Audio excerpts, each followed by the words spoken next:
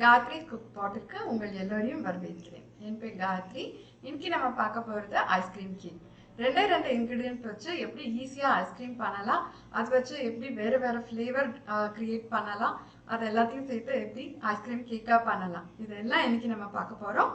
இப்போ வீடியோக்கு போவோமா?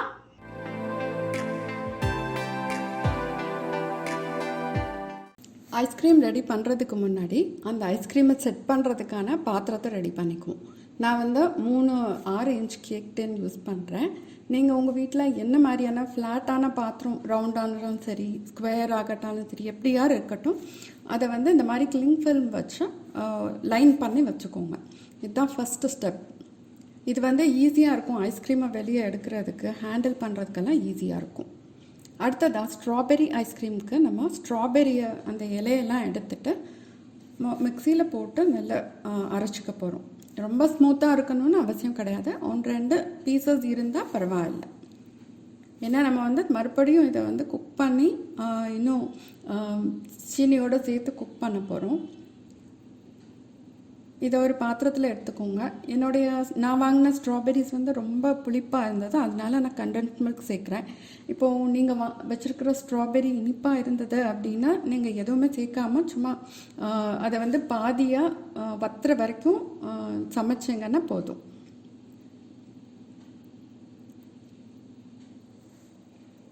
இந்த மாதிரி கெட்டியாக ஆகணும் ஸ்ட்ராபெரி பியூரே.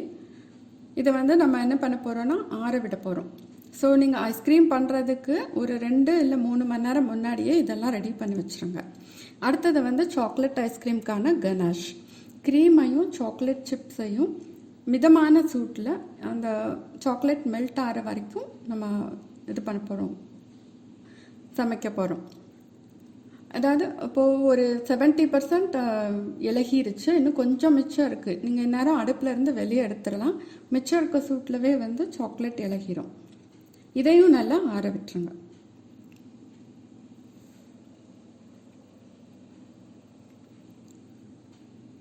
பார்த்தீங்களா இப்போ எவ்வளோ ஸ்மூத்தான கனாஷாக ரெடி ஆயிடுச்சு அப்படின்னு.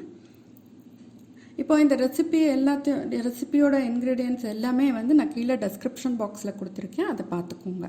அடுத்த ஐஸ்கிரீம் பேஸ்க்கு நம்ம எடுத்துக்க போகிறது க்ரீம். இது medium fat cream, Amul fresh cream கிடையாது. இது உங்களுக்கு சூப்பர் மார்க்கெட்ஸில் ஃப்ரிட்ஜில் இருக்கும், வெளியே இருக்காது. அதை ஒரு பாத்திரத்தில் ஒரு பவுலில் எடுத்து இந்த மாதிரி ஒரு பீட்டர் வச்சு நல்லா பீட் பண்ணணும். பீட் பண்ணுறதுக்கு ரொம்ப நேரம் ஆகும், நல்லா கெட்டியாக ஆற வரைக்கும் பீட் பண்ணணும். நான் அதனால எலக்ட்ரிக் பீட்டர் யூஸ் பண்ணுறேன். இந்த க்ரீம் பீட் பண்ணும்போது ரொம்ப ஜாக்கிரதையாக இருக்கணும். ஓவர் பீட் பண்ணிங்க அப்படின்னா பட்டர் தான் கிடைக்கும் அந்த க்ரீம்லேருந்து. இப்போ இன்னொரு பவுலில் கண்டென்ஸ் மில்க் எடுத்துக்கோங்க. அதையும் கொஞ்சம் பீட் பண்ணிவிட்டு நம்ம பீட் பண்ணி வச்சுருக்க க்ரீம் இருக்கு இல்லையா, அதில் 3ல் 1 பங்கை எடுத்து இந்த கண்டென்ஸ் மில்கோடு சேர்த்து அதை நம்ம கண்டென்ஸ் மில்க் லைட் ஆக்கிறதுக்காக இந்த இதை சேர்க்குறோம். அதையும் பீட் பண்ணிக்கோங்க. இப்போ என்ன செய்ய போகிறோன்னா, இந்த கண்டென்ஸ் மில்கை ஏற்கனவே பீட் பண்ணி வச்சுருக்க க்ரீமில் சேர்க்க போகிறோம். இந்த லெவலுக்கு மேலே பீட்டர் யூஸ் பண்ணக்கூடாது. ரொம்ப பீட் பண்ணிங்க அப்படின்னா க்ரீம் தெரிஞ்சு ஒரு மாதிரி பட்டர் மாதிரி ஆகிடும், ஸ்மூத்தாக இருக்காது, அப்புறம் ஃபுல்லாக வேஸ்ட்டாக போயிடும் உங்களுக்கு. ஸோ அதனால் இந்த மாதிரி ஒரு ஸ்பாட்டிலா வச்சு நல்லா சாஃப்டாக மிக்ஸ் பண்ணுங்க. இதுதான் நம்மளுடைய ஐஸ்கிரீம் பேஸ். இப்போ நம்ம இதில் என்ன ஃப்ளேவர் வேணால் சேர்த்து நமக்கு பிடிச்ச மாதிரி ஐஸ்கிரீம் பண்ணலாம். நான் இந்த கேக்குக்கு வெனிலா ஐஸ்கிரீம், ஸ்ட்ராபெரி மற்றும் சாக்லேட் ஐஸ்கிரீம் பண்ண போகிறேன். அதனால 3 பிரித்து 3 பவுலில் போட்டிருக்கேன். ஒரு பார்ட்டில் வெனிலா எசன்ஸ் சேர்த்து மிக்ஸ் பண்ணிக்கோங்க. இதுதான் வெனிலா ஐஸ்கிரீம். உங்களுக்கு இந்த கேக் பண்ணுறதுக்கு 2 நாள் ஆகும்.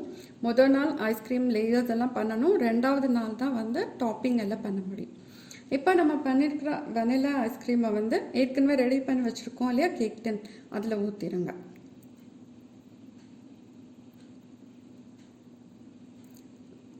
அடுத்ததாக நம்ம சாக்லேட் ஐஸ்கிரீம் ரெடி பண்ணுவோம்.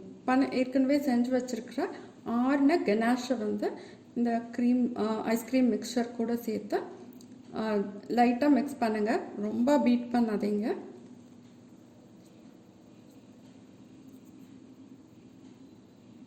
இதையும் நம்ம ஏற்கனவே ரெடி பண்ணி வச்சுருக்கிற கேக் டென்னில் ஊற்ற போகிறோம்.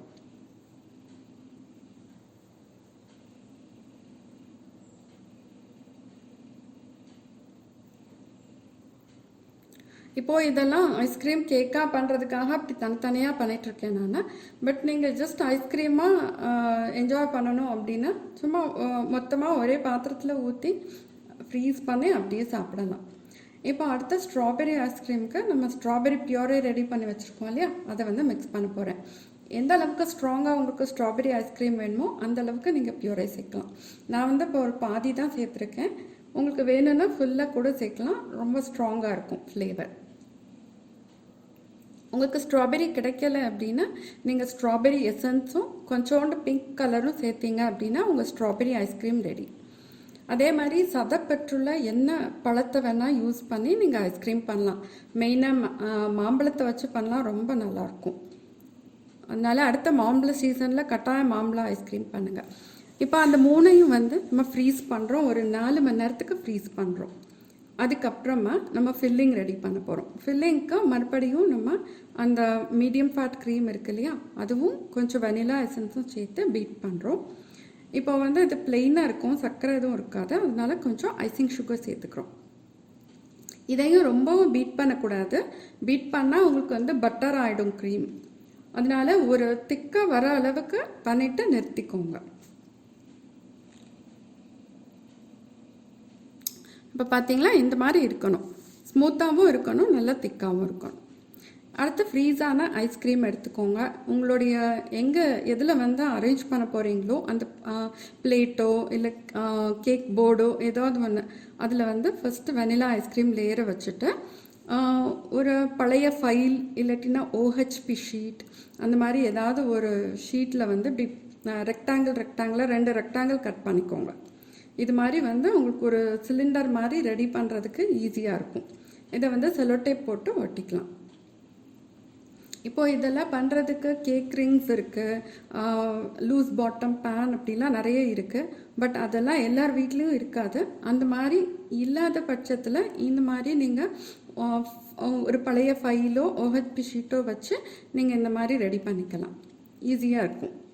இப்போது அந்த நம்ம ரெடி பண்ணி வச்சுருக்கோம் இல்லையா ஃபில்லிங், அந்த ஃபில்லிங்கில் 3ல் 1 பங்கை வந்து நம்ம வெனிலா ஐஸ்கிரீம் மேலே வச்சுட்டு அதுக்கு மேலே நம்ம ஸ்ட்ராபெரி ஐஸ்கிரீமை வைக்கிறோம். மறுபடியும் ஃபில்லிங் சேர்த்துக்கோங்க. இப்போ இந்த ஃபில்லிங்கில் வந்து நீங்கள் என்ன வேணால் ஆட் பண்ணலாம், சாக்லேட் சிப்ஸ் ஆட் பண்ணலாம், இல்லைன்னா ஃப்ரூட்ஸ் எல்லாம் கட் பண்ணி ஆட் பண்ணலாம், எதுனாலும் பண்ணலாம், ஸ்ப்ரிங்கிள்ஸ் போடலாம். அதெல்லாம் உங்களுடைய க்ரியேட்டிவிட்டி, உங்களுக்கு எது பிடிக்குதோ அதை வந்து ஆட் பண்ணிக்கலாம். நான் வந்து பிளெயினாக தான் வச்சுருக்கேன். இப்போ எல்லாத்தையும் போட்டுட்டு நைட் ஃபுல்லாக ஃப்ரீஸ் ஆக விட்டுருங்க. அடுத்த நாள் வந்து நம்ம சாக்லேட் டாப்பிங் பண்ணுவோம். இப்போ க்ரீமையும் சாக்லேட்டையும் மிக்ஸ் பண்ணுறோம் சின்ன தீயில.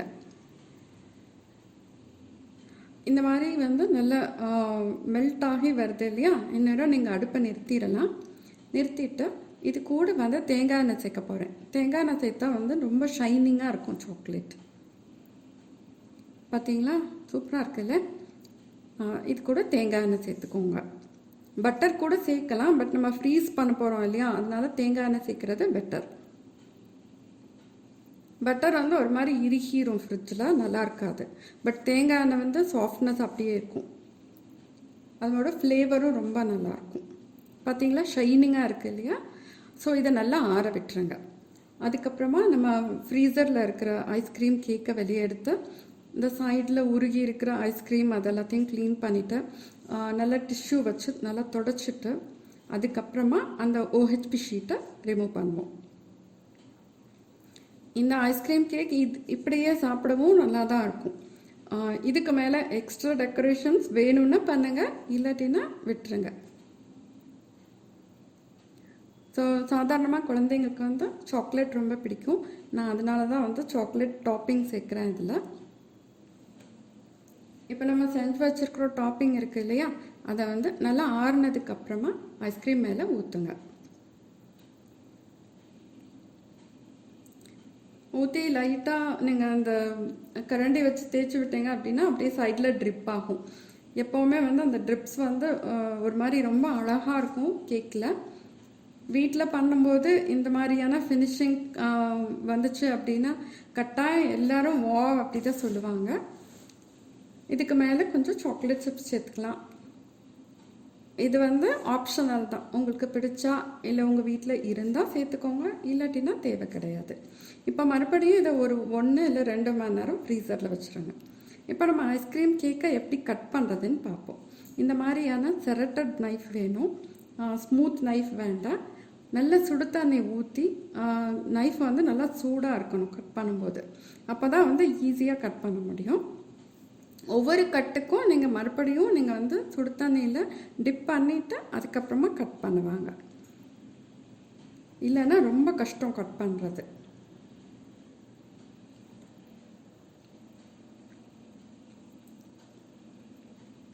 இப்போ நான் அடுத்த ஒரு தடவை ஹாட் வாட்டரில் டிப் பண்ணி தான் அடுத்த கட் பண்ணுறேன் நான்.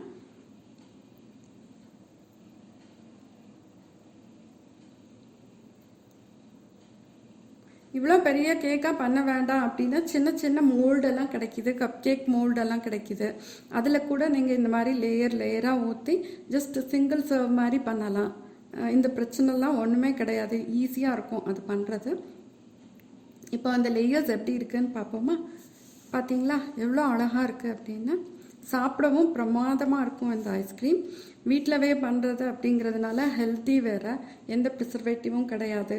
ரொம்ப தைரியமாக பிள்ளைங்களுக்கெல்லாம் கொடுக்கலாம். நம்ம ட்ரை பண்ணி பாருங்கள், பார்த்துட்டு எப்படி இருக்குன்னு கட்டாயமாக என் கூட ஷேர் பண்ணிக்கோங்க. இன்னும் நீங்கள் இந்த சேனலுக்கு சப்ஸ்கிரைப் பண்ணலன்னா கட்டாயமாக சப்ஸ்கிரைப் பண்ணுங்கள். நிறைய இன்ட்ரெஸ்டிங் ரெசிபீஸ் வந்து இன்னும் வரப்போகுது. அது கூட நீங்கள் வந்து உங்கள் ஃப்ரெண்ட்ஸ் கூடலாம் ஷேர் பண்ணுங்கள், ஒரு லைக் கொடுங்க. தேங்க்யூ, பாய்.